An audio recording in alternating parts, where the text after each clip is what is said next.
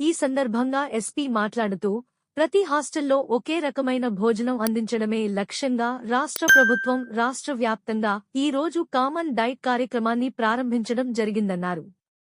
గతంలో ఉన్న డైట్ ఛార్జీలు 8 సంవత్సరాల తర్వాత 40% ప్రస్తుత ప్రభుత్వం పెంచిందని, కాస్మోటిక్ ఛార్జీలను 16 సంవత్సరాల తర్వాత 200% పెంచిందన్నారు. పాఠశాలలో చదివే విద్యార్థుల ఎదుగుదల ఆరోగ్యం పట్ల ప్రభుత్వం అత్యంత శ్రద్ధ వహిస్తుందన్నారు. విద్యార్థులు చిన్నతనంలోనే ఉన్నత లక్ష్యాలను ఏర్పరచుకుని వాటి సాధనకు నిరంతరం కష్టపడాలని సూచించారు. కష్టపడితే ఏదైనా సాధించవచ్చని, అందరూ తమ లక్ష్యాలను చేరుకుని తల్లిదండ్రులకు మంచి పేరు తీసుకురావాలని ఆకాంక్షించారు.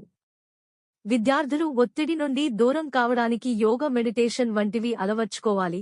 విద్యార్థి దశలో సోషల్ మీడియా, గంజాయి వంటి వాటికి దూరంగా ఉండాలని, వాటి వలన